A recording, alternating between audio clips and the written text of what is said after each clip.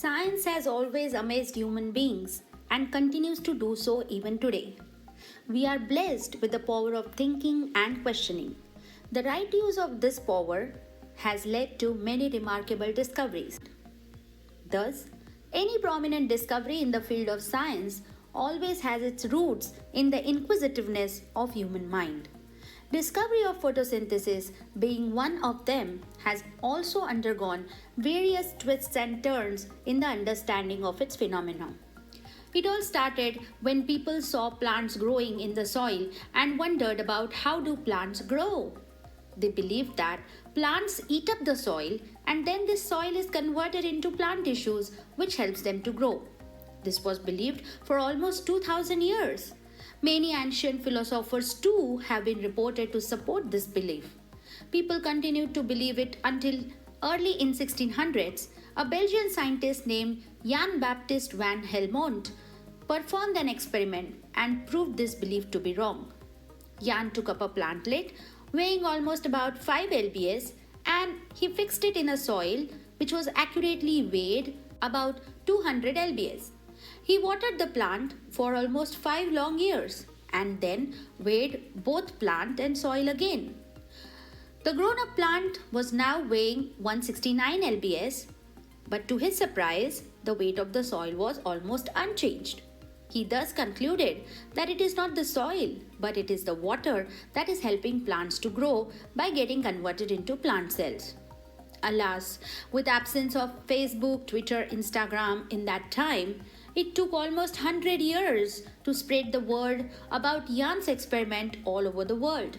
Parallelly, lots of research was going on in different fields. By late 1700s, scientists were fascinated to discover different types of gases that surround us. Joseph Priestley was one such eminent scientist who had discovered more than 10 gases, and he also had claimed that plants produce gas. The Dutch-born British physician Jan Ingenhousz was very keen to confirm this theory. He was actually the inoculator of smallpox vaccine. On his visit to Vienna for inoculation, in his free time, he visited the countryside and performed few experiments. He got astonishing results. Jan had kept a plantlet submerged in the water in a jar, and he patiently observed it to check for the production of gas. He believed that any gas generated would be seen as bubbles. Even after waiting for hours and days, he could not get any gas production in the jars. To his surprise, however, a jar which was kept in sunlight near the window showed bubbles in the water. He was too happy to know and inferred that plants produce gas but only in the presence of sunlight. Soon he was also haunted with a question of which gas was that. He performed a simple experiment to know that the gas supported the ignition of the flame and it could be nothing but oxygen. However, another question that made him curious was if it was heat or light that contributed to the gas production. He repeated the experiment, keeping a jar near the heat in shade. But again, there was no gas bubble. Hence, he concluded that plants require sunlight and not heat for gas production. Jan repeated his set of experiments with different kinds of plants at different places and found that this process was universal. This is how a successful doctor turned into a pioneering botanist. Julius von Sachs was another passionate German scientist who contributed to the field by his noteworthy findings. Julius was just 17 years old when he lost his parents and brother in a car accident, and he had no option but to drop out of school to take up a job.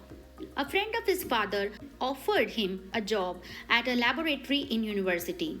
Sachs carried out series of experiments in the laboratory to prove the fact that plants produced starch.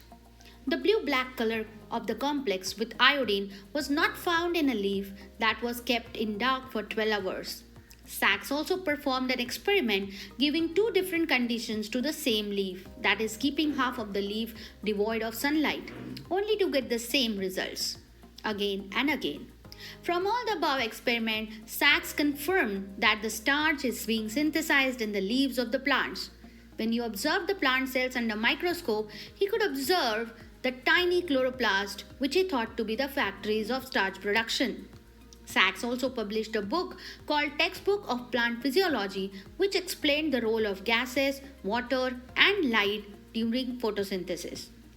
Meanwhile, many supporting theories and discoveries helped in understanding of photosynthesis. Jean Senebier, a Swiss pasteur in 1796, showed that carbon dioxide was taken up by the plant in photosynthesis. Chlorophyll and stomata structures were also revealed. Thus, by the start of 19th century, it was known that plants took up carbon dioxide, but not what they did with that. The role of two scientists, Melvin Kelvin and Andrew Benson, proved to be very crucial in this regard. Both of them worked in a lab at University of California in the same research group, but they never had a good bonding as colleagues. They used radioactive carbon and algal cells for their experiments. They traced the path of carbon in the photosynthesis with the help of chromatograms. Unfortunately, Benson was sacked from the university in 1954 and the project was led solely by Melvin Kelvin. For the discovery of path of carbon, Melvin Kelvin also received the Nobel Prize in 1961. 30 years later, Kelvin wrote an autobiography, Following a Path of Light, that describes about his experiments.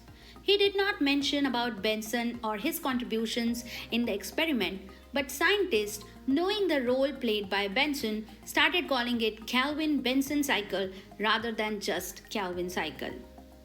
Yet another discovery added valuable information to the process of photosynthesis when L.B. New, a graduate student from Stanford University, claimed that oxygen release was not from the carbon dioxide but because of the splitting of water molecule.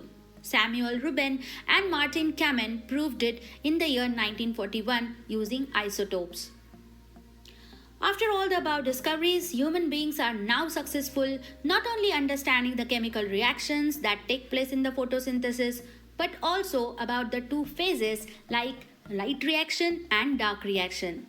Today, we also know how plants change their metabolic reactions to get adapted to the different stressful conditions in the environment like salt, water, or temperature stress.